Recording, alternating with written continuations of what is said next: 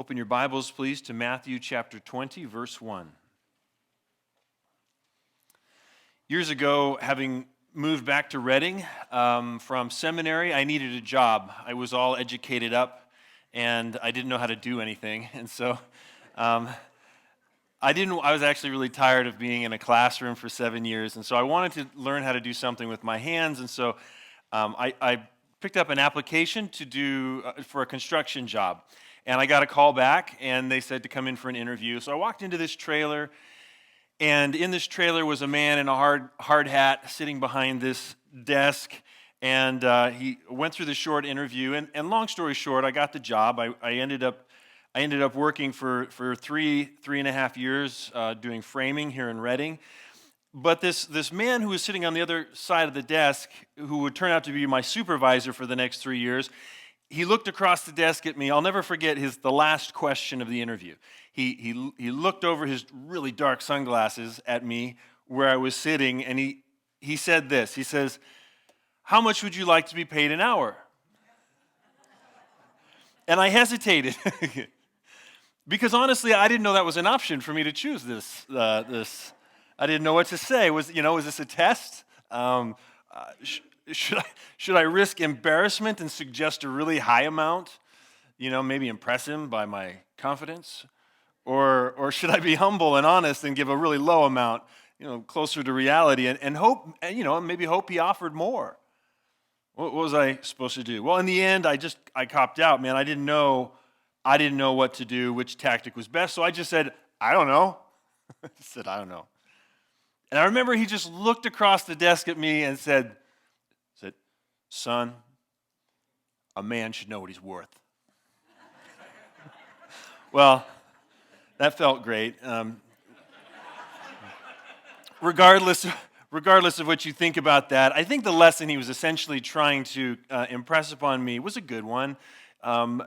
It was the importance of knowing what I was capable of and being realistic about what I could offer an employer. He was talking about the importance of knowing myself. But as important as that lesson was for my experience in the workforce, in our text today, I think there's a different lesson that Jesus is trying to impress upon Peter and upon the other apostles and upon us here as well through this parable that we're going to study. Because here in a parable about many other men who are being hired for a job, the lesson being taught is not so much the importance of knowing themselves, but no, I want to argue that the lesson being taught instead is the importance of knowing the master. And in particular, knowing this about him. In this parable, I believe Jesus is teaching us that God is a master who always does what is right. Well, before we jump in, how did we get here? How did we get to this parable that's known as the laborers in the vineyard? We got here because Peter heard Jesus say to a rich man who wanted to join them, Peter heard Jesus say, "Go, sell what you possess and give to the poor, and you will have treasure in heaven. And come follow me." Now, to be clear, Jesus doesn't say everyone who wishes to be his disciple must get rid of all their stuff. I think some of you have been worrying about that for 2 weeks now. Jesus never teaches it's more godly to be poor. And Jesus never teaches that money or personal property in itself is evil. Yes, there are many dangers that come with wealth, and there are many, many warnings in the Bible about that. But Jesus never teaches that possessions, however many or however few you have, are evil, or that everyone must give all that they have away. But he does command this particular rich man to do so. And he does this because it forces the man to admit that he's made money his God. It forces him to admit he can't earn eternal life by keeping the commandments, much less gain the rewards Jesus promised here if he'll give up his wealth, because he sees now he can't even keep the first commandment. And he sees now he hasn't even kept the last. The man is forced to admit all of this to himself in one devastating moment when Jesus says, "Go, Sell what you possess and give to the poor, and you will have treasure in heaven. And come follow me. But instead of admitting his fault and turning to Jesus for mercy, the man knows his fault and still turns away. Friends, don't turn away when Jesus confronts you with your sins. Turn to him for the mercy that he waits to give to you. Well, Peter hears this exchange, and he suddenly thinks, wait a minute, we've given up everything to follow Jesus. And we've done it for a while now, right? So if this man was promised treasure in heaven, if he gave up everything, what's in it for us? And so, pointing to the stark contrast between the failure of this rich man and the faithful response of the 12, Peter blurts out, see, we've left everything and followed you. What then will we have? Now again, we're not talking here about doing good works to earn salvation. No, Jesus is clear. The whole Bible is clear. We're saved from sin only by turning away from hope in anything else and turning instead to Jesus. We're saved by putting our trust in Jesus and in his finished work for us alone. It's the only way we're saved. But the Bible does talk quite a bit about rewards.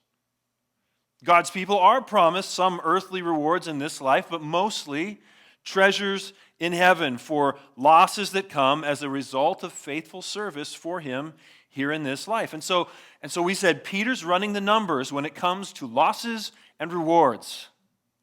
He's running the numbers. And the conclusion he keeps coming to is the same every time. God must owe us, and owe us big. Let me put it this way. Peter would not have had a problem answering my interview question, because Peter is pretty sure he knows what he's worth. The problem is Peter's got his eyes on the wrong thing. The problem is Peter is trying to know the wrong thing, because he shouldn't be looking at himself, and he shouldn't be comparing himself to the rich man or to the other disciples either. Why? Because doing that, he's going to think he knows who should get what from God when it comes to rewards for services rendered. Except that last week, Jesus implied he couldn't know this. Instead, at the end, Jesus warned, many who are first will be last, and the last first. What Jesus seems to be saying is that if we focus on trying to know the wrong thing, it's going to steal our joy. Because apparently there'll be surprises when it comes to who gets what. Jesus seems to be saying that trying to know or calculate who gets what is just going to rob us of a proper attitude of gratitude, right? And so what's the alternative for Peter and for the disciples and for us? I think Jesus is saying the thing we should always be factoring in, the thing we should know instead, is the master, what he's like. And this in particular about the master, we should know that God is a master who always does what is right. That we can take confidence in that we can be sure of that we can focus on that. And to illustrate this, Jesus now tells them a parable. And I'm going to break this parable up into three parts that help us see three ways God does what is right. And so I'll walk us through each part, and then I'll explain how it illustrates God doing what is right in each part, and then I'll move on to the next part. And so look with me now at the first part that begins with verse 1. For the kingdom of heaven is like a master of a house who went out early in the morning to hire laborers for his vineyard. Grapes were one of the most important crops in ancient Israel, and now a great many of them are ripe in this imaginary vineyard that Jesus speaks of.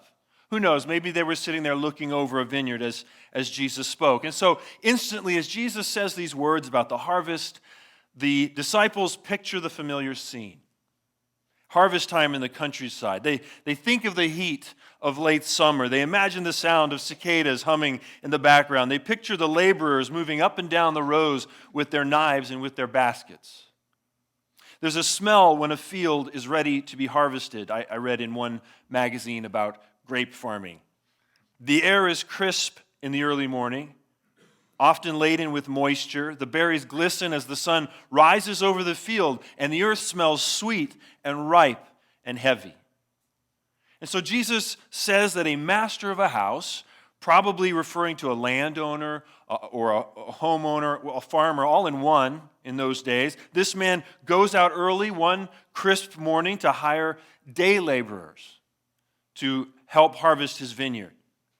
Now, these day laborers, these are men with no permanent employer so they rely on whatever jobs they can get on a day-to-day basis. Beggars can't be choosers. They're out there taking whatever job they can get. They need to support themselves and their family, their hand to mouth, their day-to-day surviving here. They have no nest egg, they have no safety net, they have no financial backup plan. These men are surviving day to day. And the master probably goes out early for two reasons. First, because there's a lot of work to be done. You want to start early. The vineyard must be a large one. And second, because he knows the day will soon grow hot and the workers will be more productive the longer they can work in the cool hours of the morning. We learn later that the place the master goes to hire these men is the marketplace. And we've noted before in Matthew's gospel, as we've gone through, other things have taken place in the marketplace. We've noted that this is like the town square for most towns. Goods of all kind are sold there. Sometimes trials are held there. Children play their games there. And those looking for work apparently also congregated there. When Esther and I were living in New York so I could go to seminary, I had just a bunch of part-time jobs that I squeezed around my classes, and one of those jobs was doing landscaping.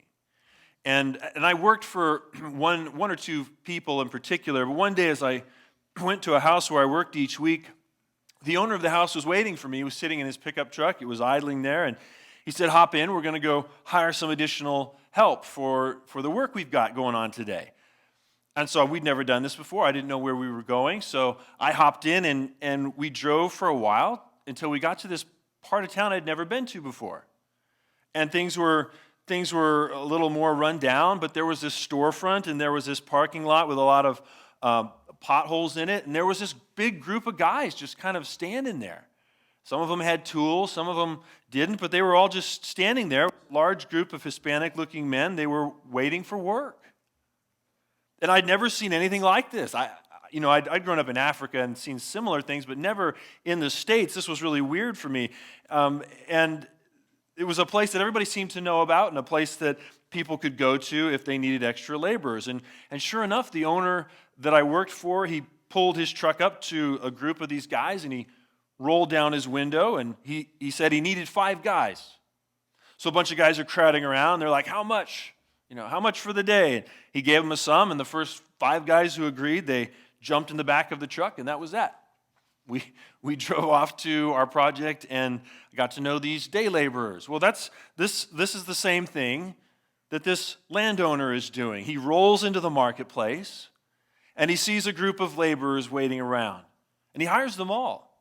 Sounds like he hires them all. Look now at verse 2. After agreeing with the laborers for a denarius a day, he sent them into his vineyard.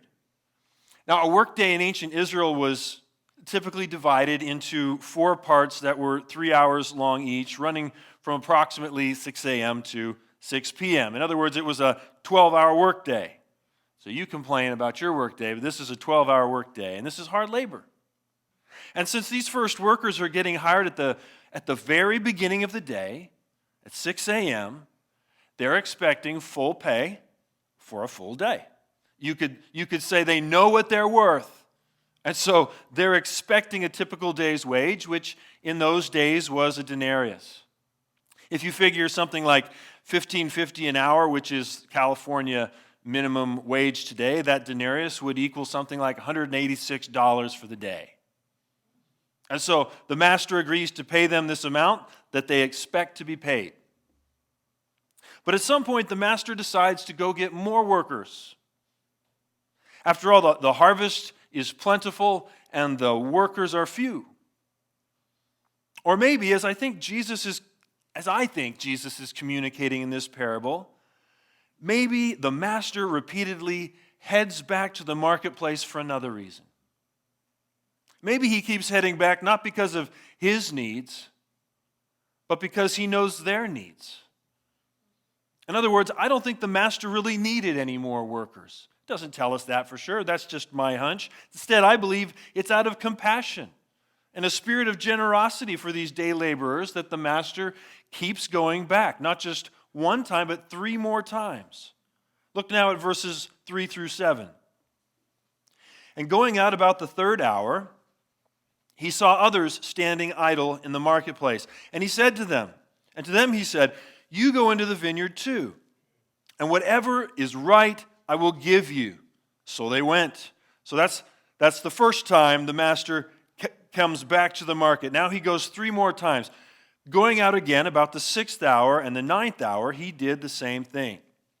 Verse 6, and about the 11th hour, he went out and found others standing. And he said to them, "Why do you stand here idle all day?" They said to him, "Because no one has hired us." He said to them, "You go into the vineyard too." 5 times in total now, the landowner has gone to the marketplace to hire workers. And each time he hires all the workers who are there. The first time he goes is at 6 a.m. The second time he goes is at 9 a.m. The third time he goes is at noon. The fourth time is at 3 p.m. And then he goes one last time at the 11th hour, we're told. He goes at 5 p.m. when there's only 1 hour of work left to be done in the vineyard. And most translations have the word idle here to describe the workers who the master finds standing around the marketplace each time he goes. But that word has kind of more of a negative sense, I think, now than what the word in Greek is intending, which is, I think it's really just communicating that they're not working, right? It just means they're standing there with no work to do. They would work if they could, but they got no work to do. It means they have no work. They have no way to feed themselves or their families. And so the master steps in. And look especially at this last group that are gathered in at the 11th hour. The master asks them not just why do you stand here with no work to do, but why do you stand here all day with no work to do? And what is their answer? Because no one has hired us, they say. And I think these words tell us these aren't lazy men who showed up too late to be hired, but that they're possibly the least desirable workers. No one would hire them. They're the least desirable workers, and so they've just been repeatedly, this guy's not the only one coming for workers, but so they've been repeatedly passed over by other employers. And if that's the case, they're not just the last to get hired, but they're also like the last kid picked for the team. You know what I mean? They're that kind of last too. But the master hires them too. He said to them, "You go into the vineyard too." I love that. The main thing I think Jesus wants all his disciples to learn through this parable is that God is a master who always does what is right. And the first way God does what is right, just like this earthly master, is that God governs all things right. God governs all things right. What I mean by that is this. When in history or in your life you're hired, when in history you're saved and then sent out to work for the Lord, as well as what your role is once you are sent out into God's vineyard. All of this is up to God and is ordered by God. First of all, God governs the when. God makes all things beautiful in his time. We're told in Acts 17:26 that he, God, made from one man every nation of mankind to live on the face of the earth, having determined allotted periods and the boundaries of their dwelling place. In other words, the times and places of every person ever born on earth were determined by God. He made no mistakes. No one has ever been born on the wrong continent or into the wrong family. No one has ever been born in the wrong century. In fact, no one's ever even been born a minute too early or a minute too late, contrary to what many mothers might feel. And in the same way that God governs where and when people are born, the Bible tells us that God also governs exactly where and when they're born again. Some come to faith sooner, some later, but all in His time. At just the right time, whether it's the third hour or the sixth hour or the ninth hour, God is a master who steps in to save those who cannot feed themselves, those who cannot save themselves, those who are His, those who are passed over. God is a master who steps in to save those who, according to Ephesians 2:10, are created in Christ Jesus for good works, which God prepared beforehand that we should walk in them. And so the point is, so what if the master has hired Peter and the rest of the 12 first? So what if He's hired them in the earliest morning hours of His ministry on earth? The timing of their early calling is not something they can ultimately take any credit for any more than the timing of those who are called to follow Christ later. They can't take credit for when they were called into the vineyard. Think of Paul, who believed and was commissioned by Christ years after the 12 were. Think of the thief on the cross who was found by the master in the strangest of all marketplaces and never even made it to the vineyard. Think of James, Christ's own brother, who only believed and then threw himself into the work of the kingdom after the resurrection of Jesus. And now think even bigger. Think even broader. Think of where in history you came to faith and were sent out by Jesus. Will you take credit for that timing? Or on the other side of things, would you take the blame? Would you take the devaluation that Peter would like to put on you from where he stands in history, from where he stands in our story? Would you like to be looked down at for your late arrival to work in the Master's vineyard? Because talk about the 11th hour. I mean, I've been pretty late for some things. I was pretty late this morning. I've been pretty late for some things, but man, in comparison to Peter, you and I are getting to God's vineyard a couple thousand years after the harvest began. Or put yourself in Peter's shoes. Will you look down on the one who comes to faith years after you, decades from now, and assume a higher place for yourself because of how much longer and how much more you've done in God's vineyard? And speaking of the work one person does for God in comparison to another, speaking of the what now, speaking of the nature of the good works that have been prepared in advance for us to do in God's vineyard, that too is governed and ordered by God, not you. You can't take credit for the when, you can't take credit for the what. Would you have Peter laugh at your work as the church secretary? Would you have John look down his nose at your ministry of cleaning up after coffee hour? Would I have Paul hold up his world-changing ministry and compare it to the work that I do here at this church? Or on the other side of things, would you hold up your own work in God's vineyard and feel some glow of pride in comparison to the work of the saints in the chairs next to you, or in comparison to the saints who came before you, the saints from the past? Recently on Twitter, an evangelical pastor named Michael Clary spoke of a tendency he had to sort of make fun of many simple backwoods preachers or many simple backwoods teachers and Christians from the past. He writes this: "But then it began to dawn on me. I was standing on the shoulders of giants. My grandfather was one of those country preachers," he writes. "My great-grandfather was the same way. He only received a third-grade education. He planted a church deep in the hills of West Virginia and built a church building for it on his own property. He stayed true to the Lord and to his calling for 80 years, he writes. And here I was, 3 or 4 years into my new church plant, attracting a few hundred people, feeling like I'd accomplished something. feeling superior to men like my grandfather and great-grandfather. So I repented, he says. I repented of my arrogance. I repented of looking down on faithful older Christians who had passed on a legacy to me. The point is this: so what if the works the Master has called Peter and the rest of the 12 to are so much greater in so many ways to the work he's got us doing? And so what if the work God has prepared for you to do is so much greater, so much more impressive or more sophisticated in many ways to the work of someone else or to someone who has come before? The point is the same in every case. The point is that the work we do in the Master's vineyard is not something any of us can ultimately take credit for.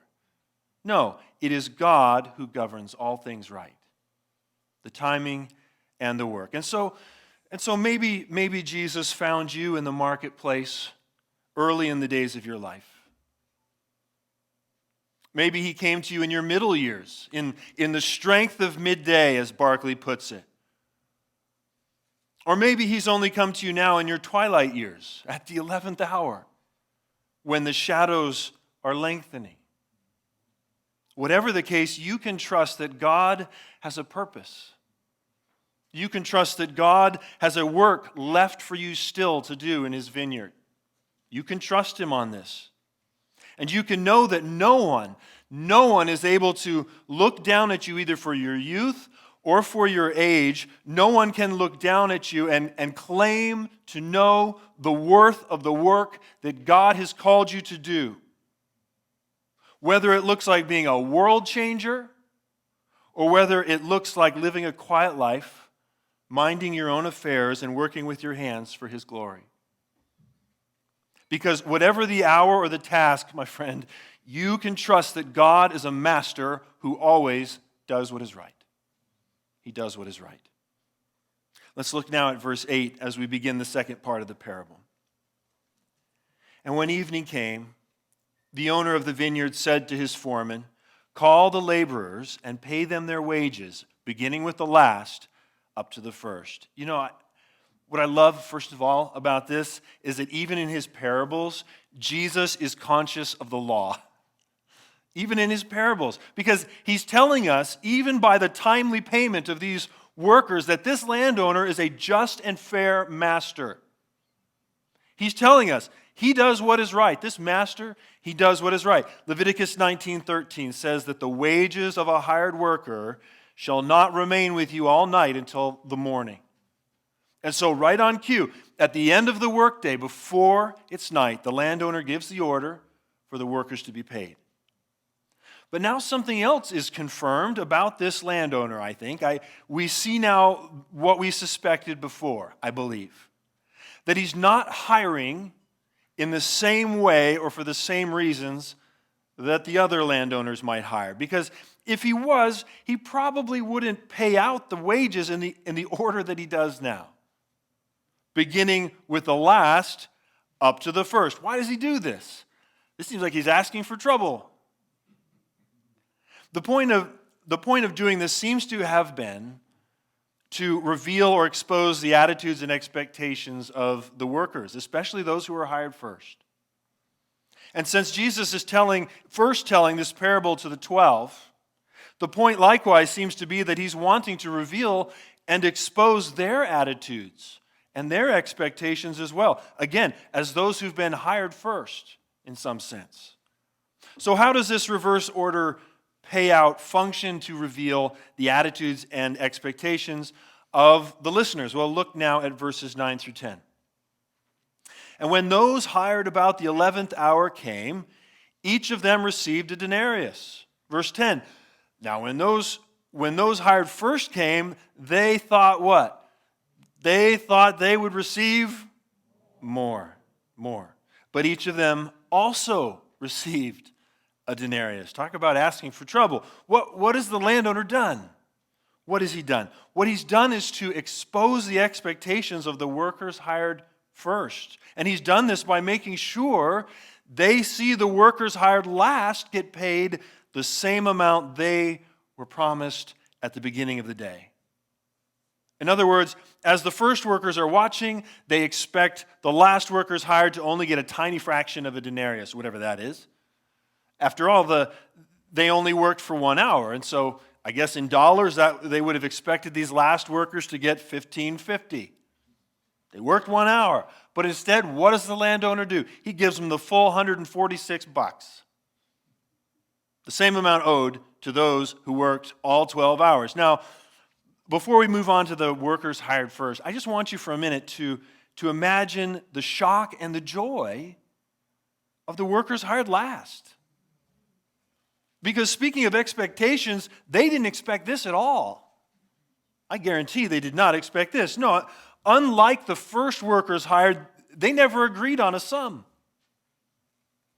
Because they knew they were too late for negotiating. They knew they were at the mercy of the landowner. And so instead of fixating on what they might get paid, they were simply grateful they got hired at all. They simply thanked him for hiring them so late in the day, and they simply trusted him when he said, "Whatever is right, I will give you. Whatever is right, I will give you." But they never imagined he'd give them this. This is better than anything they could have hoped for. Because this wasn't just right, giving them what was right, what was just baseline fair, would have been giving them $15.50. And so this was something far beyond right. And this kind of generosity, to me, confirms that this master hasn't hired all these workers in the first place because he needed them. I think he hires them because he knows they need him. His generosity here confirms to me his earlier motive of compassion, because generosity is something that naturally flows out of compassion. And this is a very generous man. Well, okay, so now you might also imagine, let's think of the other workers. Now you can probably imagine their initial reaction, their initial excitement first, right? Because at first, they were probably a little excited too. Because if you're them, what are you naturally thinking at this point? You watch the last workers of the day get paid what you were promised for a full day, and so you're thinking, wow. You're thinking, wow, if these guys who only worked 1 hour get paid a full day's wage, how much more will we get? This landowner owes us, and he owes us big. Or as Jesus put it, when those hired first came, they thought they would receive more, but what did they get instead? But each of them also received a denarius. I think if we're honest, at this point, we're left here, well, first of all, we feel bad for these guys, but we're left here to assume, first of all, that not only did those hired last and first receive a denarius, but also, I think all the workers, it's implied, all the workers hired at every other point during the day were given a denarius. We're left here to picture for ourselves the sinking realization of the first group of workers as every other group gets paid what they were promised, and instead of getting paid on some increasing scale, you can kind of sense these first workers, they got this sinking realization that they aren't going to receive more after all. But we're not left to imagine their final response to getting this denarius as promised. We see their response now in verses 11 through 13. And on receiving it, they grumbled at the master of the house, verse 12, saying, "These last worked only 1 hour, and you made them equal to us who have borne the burden of the day and the scorching heat. How dare you?" Verse 13, "But he replied to one of them, 'Friend, I'm doing you no wrong. Did you not agree with me for a denarius?'" So I think we have to be honest and admit we feel for these first laborers a little bit, right? Like a little bit, we're just like, ugh, that just doesn't sit right. Here I think we have to admit with them that this just doesn't seem what? Fair. That it doesn't seem just. And so here I think there's a vitally important principle that we all must understand, because it's a spiritual principle we find shot through every part of the Bible, and every part of the Christian experience. And that principle is this, that God is both just and God is non-just, but God is never unjust. God is never unjust. Here's what I mean. Picture this principle this way, or I've seen it pictured this way. I don't have a chalkboard, but R.C. Sproul used to draw a big circle. Imagine a big circle drawn on a chalkboard. And inside of that circle, he would write the word justice. Justice. And so he said to imagine that everything inside that circle was justice. And what is justice? Justice is getting what you're owed. Justice is getting what you're due. Justice is getting exactly what you deserve, no more, no less. And so Dr. Sproul would say to picture everything inside that circle is justice. First circle. And then next to that first circle, Dr. Sproul would draw a second circle of the same size, and he would call it non-justice. So you have one circle is justice, a second circle, non-justice. Everything which is not justice equals non-justice. And so you have a circle representing justice, and you have a second circle representing non-justice. But then Dr. Sproul would point out that there's more than one kind of non-justice. Isn't there? There's more than one kind of non-justice. And to illustrate this, he would then cut the circle of non-justice in half with a line of chalk. He would bisect that circle, and inside the top half of the non-justice circle, he would write the word injustice. Right? That falls into the category of non-justice. He would write injustice on the top half of that second circle. And then inside the bottom half of the non-justice circle, he would write the word mercy or grace, because that is also non-justice. Mercy or grace. And so there are two kinds of non-justice. There is injustice and there is mercy. And after drawing this picture, he would point to it and say what I just said just a moment ago, that God is both just and God is non-just, but God is never unjust. So that what he meant is that what God gives to people is always one of two right things. He either gives a person justice or he gives a person mercy. He either gives a person exactly what they deserve, or he gives a person something good they don't deserve at his expense. He either gives to a person out of the circle marked justice, or he gives to a person out of the top half of the non-justice circle marked grace. But God never, ever gives anyone injustice. No, the main thing Jesus wants all his disciples to learn through this parable is that God is a master who always does what is right. The first way God does what is right, we said, is that God governs all things right. And now the second way God does what is right is that God gives what is right. And that means God never gives anything less than justice. God gives what is right. And so does this earthly master in this parable. He's given all the laborers what is right. He's either given them exactly what they do deserve, or he's given them something more, something good that they don't deserve at his own expense. So that even though some of them may think they've been cheated and grumble, even though some of them feel like they've received injustice, the truth is that this master has not broken his word. He has given them what they're due. No, he's given them what is fair and right, because at the very least, he's given them exactly the amount they agreed to from the beginning. And so he says to one of them, "Friend," he says, "I am doing you no wrong. Did you not agree with me for a denarius?" And you'll notice the person doesn't answer the master. He doesn't answer because he can't answer back to the master any more than we can answer back to God when we feel like he's being unfair.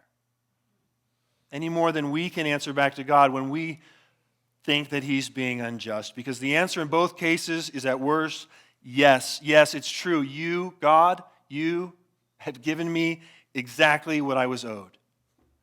And that is justice. that is right. God is a master who always does what is right. Let's look now at verses 14 through 16 as we start into the third part of the parable. He replied to one of them, "Friend, I am doing you no wrong. Did you not agree with me for a denarius?" Verse 14. "Take what belongs to you and go. I choose to give to this last worker as I gave to you. Am I not allowed to do what I choose with what belongs to me?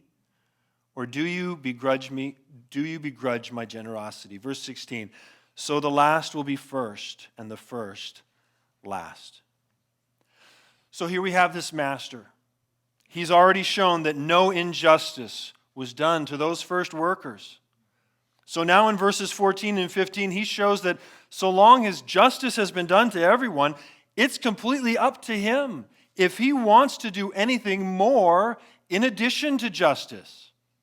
Right? He shows that so long as he's just towards all, he's also free to be generous to some, to show grace to some. And so verse 15 begins with these words, "Am I not allowed?" Which could also be translated, is it not lawful for me? So the master is saying to this first group of workers, isn't it legal? Right? Isn't it legal for me to give good gifts to who I want? Yes. Right? It's a rhetorical question. In other words, having proved they can't be angry at him for injustice, he's now turning the tables on them. Are you doing what is right? He's now asking. You know, they're coming to him. You're not doing what is right. Now he turns to them. Are you doing what is right? Are you doing what is right? Is it really okay to be angry at someone for their generosity to someone else? Doesn't that reveal something more about us? Is that really even any of our business? And just like this earthly master, God is a master who is free to choose which right thing he wants to do with what belongs to him. Which means he can choose to justly give, or he can choose to graciously give. He can justly give, or he can graciously give to something. To give something more at his own expense. He can choose to do either. But in either case, whatever God gives is always right. It's always right. But I think the third thing Jesus wants all the disciples to see, from Peter to you and I, is that none of us who trust in him are actually in that first group of workers who get justice. We're not even in that first group. Why? Why would I say that? Because none of us have received what we're due. Not a one. Not a one who are believers in Jesus have ever received what they're due. Remember, friends, that the justice all people are due, according to the Bible, is the judgment and wrath of God for sin. That is what you are due. That is what you are due. We've all sinned against God, and the Bible says the wages, the payment, the wages of sin is death. That's the paycheck God owes every human being. Physical death and the fires of hell. But God, in his compassion and love, freely chose to show mercy to some and sent Jesus to rescue his people from their sin. That's what the Bible teaches. And to do this, Jesus worked himself to death. From the dawn of his birth, through the heat of midday, all the way to the last light of Good Friday, Jesus bore the burden of his people's workday for them. Amen? He toiled in the vineyard of God's law, and he plucked every grape, and it was sweet wine and a delight to the master. And then on a cross, he took the sin of his people and the wages it deserved, and he gave to them. He gave to us who put our trust in them. He gave to them in exchange all the wages he'd earned. He took the justice so his people could receive good gifts. And then Jesus rose from the dead, proving that justice was satisfied. Jesus rose from the dead, proving that his people never again needed to fear the wages of sin, but should always thrill instead in the good gifts of grace that we've been given. And if you will admit to him your need for saving today and put your trust in this same Jesus, those gifts will be yours as well. The gifts of grace. And in the same way, Jesus wants his disciples to see they're part of the last group too. They're not part of this first group because the fact of the matter is no disciple of Jesus is getting what they deserve. The fact of the matter is all of us who are hired and sent out into the master's vineyards have come too late to negotiate. We've got no leverage. We've got nothing to negotiate with. We've all come late into the vineyard, every one of us. None of us comes with any leverage. None of us comes with any contract that we can hold God to. We come with any rights we can hold God to. No, all of us who are called out of the marketplace of death into a meaningful life, into meaningful kingdom work, we have been called by the mercy of the Master. Every one of us. The disciples need to know this, and we need to know this. All we've ever received from him, from first to last, is the greatest mercy, the greatest grace. God can choose to justly give, and he can choose to graciously give. And I think the third thing Jesus wants all his disciples to see is that we are of the group to whom God graciously gives what is right. Always. Always. In other words, from our salvation all the way to our rewards that may come to us for our work, God is always choosing to give us, to give you, to give me what is non-just. He's always giving us more than fair, far more than fair. His choices of what we'll receive are always generous, gracious choices. And since we've talked so much about rewards, let me just touch on those briefly, right? Because yes, the Bible teaches there will be rewards given to God's people on top of the gift of salvation. But again, even those rewards, we need to be humbled by this. I think Jesus is trying to humble us a little bit, along with Peter here. We need to remember that even those gifts will ultimately be unmerited. Even those gifts, those rewards that we get in heaven are gifts of grace. They're gifts of grace. God crowns not our merits. He doesn't reward our merits, says Calvin, but his own gifts. He's rewarding the gifts he gave to us first. I want you to think about that. Here's a way to think about it. A friend of mine talks about going to a Christmas party. I may have told this before. He went to a Christmas party, and he got a gift from a family that he had actually given to them years before. And they didn't realize it, and he didn't tell them. But that's a perfect example of every good thing you've ever given to God. That's a perfect example of everything you've given up or given, everything you think you've sacrificed to God, because here you are, busy sacrificing your best for him, and it's him who gave you those things in the first place. And yet he still will reward you for it. That's grace. That's pretty amazing. Or think of the story of the wedding at Cana. That's the one where the wine ran out, right? You think of that story. Think of how all the bridegroom of the feast had to offer at that point was what? Water. All he had was water. But what does Jesus do? Jesus changes that water into wine. And not only, we missed this, I think, I missed this for a long time. Not only does he change the water into wine, Jesus lets the bridegroom get the credit when he brings the wine out to the master of the feast. And that's exactly the way our rewards will work too. Jesus turns the water of our works, the pitiful works of our lives, the best we can do. Jesus takes that water and he turns it into wine, the best wine. And then God, the master of the vineyard and the master of the wedding feast, he tastes it and he smiles at you kindly and he says, well done.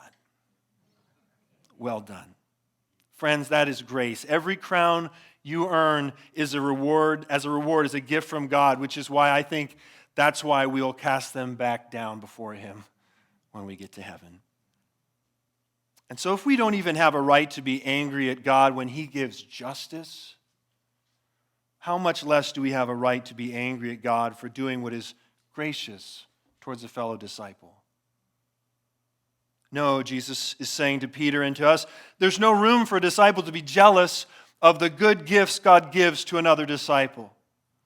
If you're angry or you're jealous about that, are you doing what is right? Are you doing what is right? Is it really even any of your business what God gives to another disciple? God is a master who always does what is right. Friends, casting an accusing eye at heaven or a jealous eye at our fellow disciple takes our eye off the master. Trying to know or calculate who will receive more of a gracious gift only misses the point.